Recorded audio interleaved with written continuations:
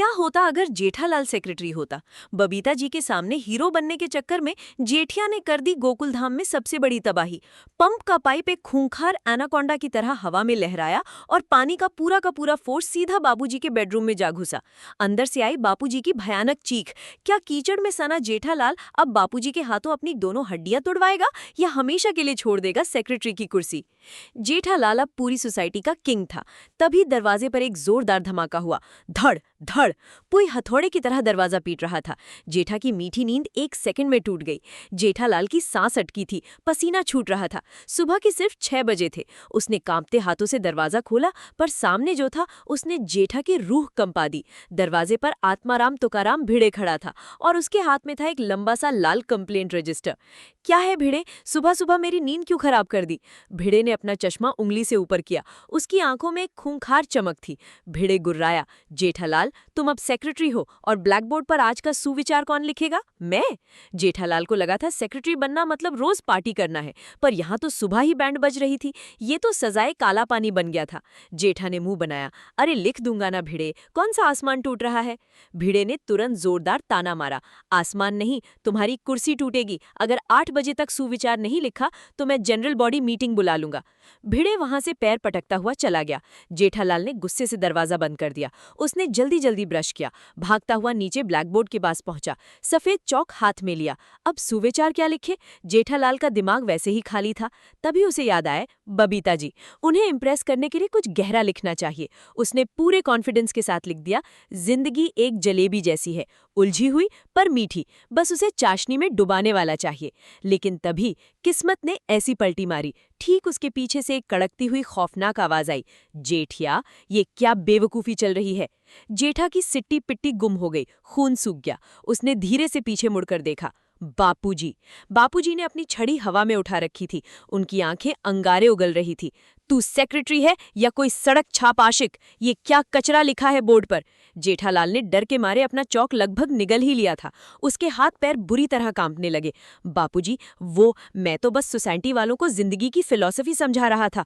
बापूजी ने गुस्से से उसकी गर्दन दबोच ली। फिलॉसफी के नाम पर सुबह सुबह जलेबी बेच रहा है? मिटा इसे अभी के अभी। जेठालाल की हालत खराब थी। जेठालाल ने कांपते हाथों से अपनी जेब से रूमाल निकाला और अपने ही रूमाल से पूरा बोर्ड साफ कर दिया। उधर ऊपर बालकनी में भिड़े खड़ा जोर जोर से हंस रहा था। माधवी मुस्कुरा रही थी। जेठालाल को सरेआम इतनी बेइज्जती महसूस हुई कि क्या बताऊं, राई का पहाड़ बन चुका था।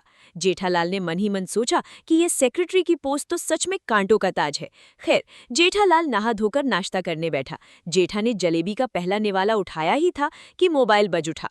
दूसरी तरफ से डॉक्टर हाथी की घबराई हुई आवाज आई, जेठा भाई, लिफ्ट बीच में ही बंद हो गई है और मैं अंदर फंसा हुआ हूँ, जल्दी कुछ करो। जेठालाल को खांसी आने लगी। अरे हाथी भाई, मैं क्या लिफ्टमैन हूँ? डॉक्टर हाथी घबराहट में चिल्लाए, आप सेक्रेटरी हो जेठालाल, जल्दी अब्दुल को भेजो, मुझे यहाँ सफोकेशन हो रही है।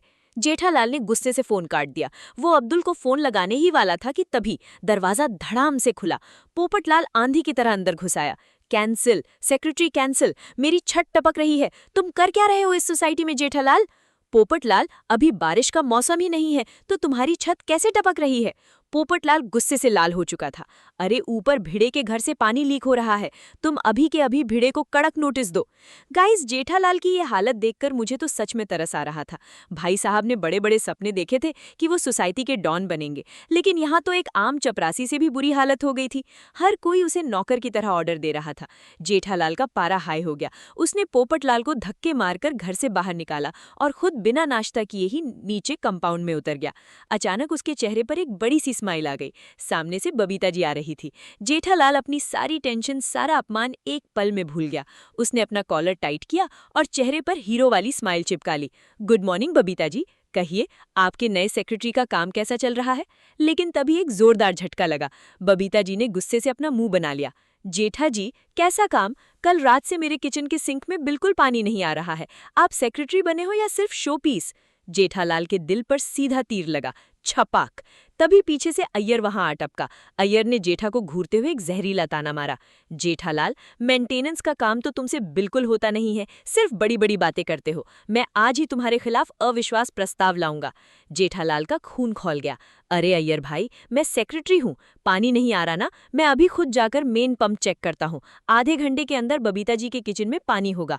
आसमान से गिरा और खजूर में अटका। जेठालाल ने ऐसी चुनौती ले ली थी जो उसकी जिंदगी की सबसे बड़ी भूल साबित होने वाली थी। जेठालाल अपनी इज्जत बचाने के लिए सीधे पंप हाउस की तरफ भागा। उसने टूल बॉक्स से एक बड़ा सा पाना उठाया और मेन वाल्व के पास पहुंच गया। पूरा गोकुलधाम तमाशा देखने के लिए अपनी अपनी बालकनी में आ चुका था। भिड़े हाथ बांधे हंस रहा था। बबीता जी भी नीचे आ गई थी। जेठालाल ने बबीता जी की तरफ देखा, एक कातिलाना स्माइल दी और पूरी ताकत से वाल्व को घुमा दिया। पर तभी एक भयानक आवाज हुई, फट। जेठालाल ने वाल्व बंद करने की बजाय गलत दिशा में घुमाकर उसे जड़ से तोड़ दिया था। पानी का एक विशाल और खूंखार फव्वारा फूटा और सीधा जेठालाल के मुंह पर लगा। जेठालाल हवा में 2 फीट ऊपर उछला और सीधे कीचड़ में जा गिरा। लेकिन असली तबाही तो अब शुरू हुई थी। पंप का प्रेशर इतना भयंकर था कि पानी का लोहे वाला पाइप अपनी जगह से उखड़ गया। वो एक खतरनाक एनाकोंडा सांप की तरह हवा में लहराने लगा। पानी का धारदार प्रेशर सीधे भिड़े की बालकनी में घुस गया। भिड़े के सारे सूखते हुए पापड़ बहकर नीचे आ गिरे।